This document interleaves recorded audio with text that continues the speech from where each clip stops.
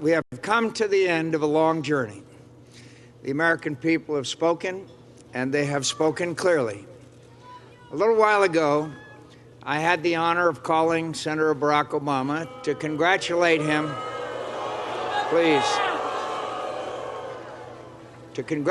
him, on being elected the next president of the country that we both love. In a contest as long and difficult as this campaign has been, his success alone commands my respect for his ability and perseverance.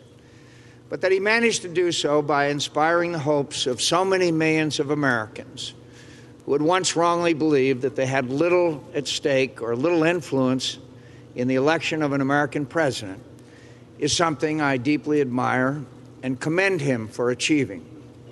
This is an historic election, and I recognize the special significance it has for African Americans and for the special pride that must be theirs tonight. I've always believed that America offers opportunities to all who have the industry and will to seize it. Senator Obama believes that too. But we both recognize that though we have come a long way from the old injustices that once stained our nation's reputation and denied some Americans the full blessings of American citizenship, the memory of them still had the power to wound.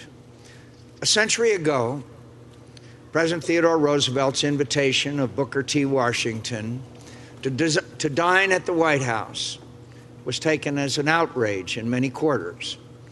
America today is a world away from the cruel and prideful bigotry of that time. There is no better evidence of this than the election of an African American to the presidency of the United States. Let there be no reason now. Let there be no reason now for any American to fail to cherish their citizenship in this, the greatest nation on earth.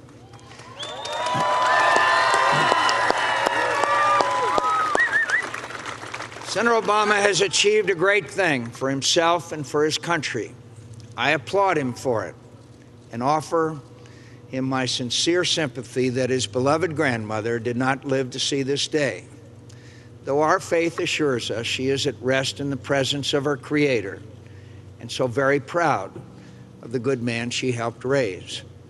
Senator Obama and I have had and argued our differences, and he has prevailed. No doubt many of those differences remain. These are difficult times for our country, and I pledge to him tonight to do all in my power to help him lead us through the many challenges we face. I urge all Americans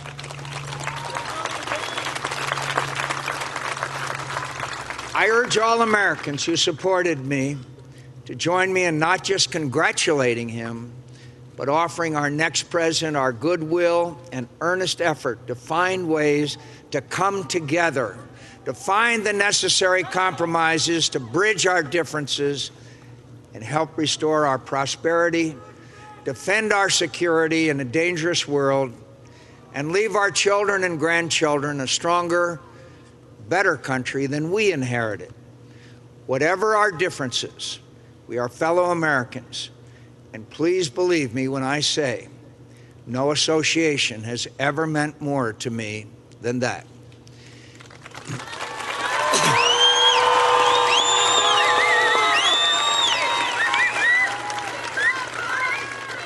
It's natural tonight to feel some disappointment, but tomorrow we must move beyond it and work together to get our country moving again. We fought as hard as we could, and though we fell short, the failure is mine, not yours. I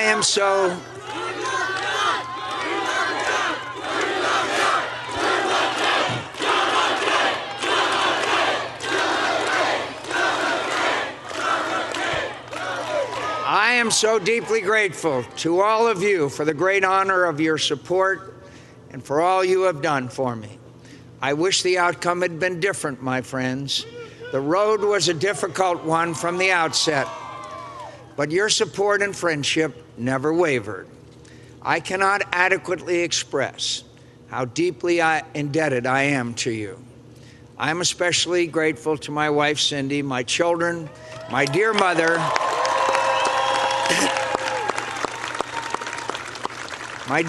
and all my family, and to the many old and dear friends who have stood by my side through the many ups and downs of this long campaign.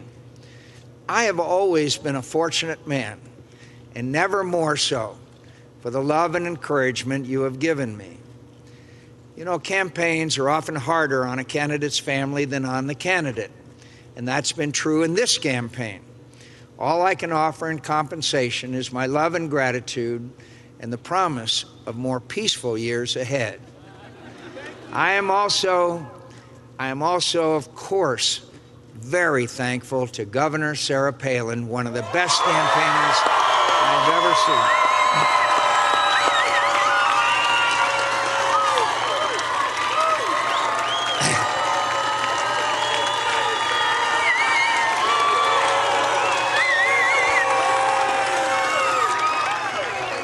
One of the best campaigners I have ever seen, and an impressive new voice in our party for reform and the principles that have always been our greatest strength. Her husband, Todd, and their 5 beautiful children for their tireless dedication to our cause and the courage and grace they showed in the rough and tumble of a presidential campaign.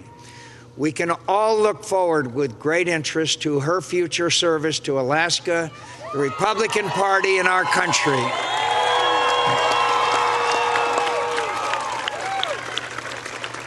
To all my campaign comrades, from Rick Davis and Steve Schmidt and Mark Salter, to every last volunteer who fought so hard and valiantly, month after month, in what at times seemed to be the most challenged campaign in modern times. Thank you so much. A lost election will never mean more to me than the privilege of your faith and friendship. I don't know what more we could have done to try to win this election. I'll leave that to others to determine. Every candidate makes mistakes, and I'm sure I made my share of them. But I won't spend a moment of the future regretting what might have been. This campaign was and will remain the great honor of my life. And my heart is filled with nothing but gratitude for the experience, and to the American people for giving me a fair hearing before deciding that Senator Obama and my old friend, Senator Joe Biden, should have the honor of leading us for the next 4 years. Please, please. I would not be an American worthy of the name should I regret a fate that has allowed me the extraordinary privilege of serving this country for a half a century.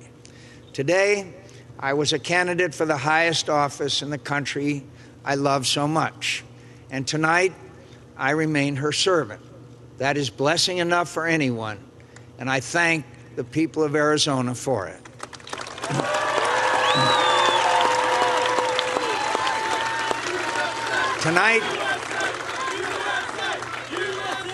Tonight, more than any night, I hold in my heart nothing but love for this country and for all its citizens. Whether they supported me or Senator Obama, I wish Godspeed to the man who was my former opponent and will be my president. And I call on all Americans, as I have often in this campaign, to not despair of our present difficulties, but to believe always in the promise and greatness of America, because nothing is inevitable here. Americans never quit. We never surrender. We never hide from history. We make history. Thank you, and God bless you, and God bless America. Thank you all very much.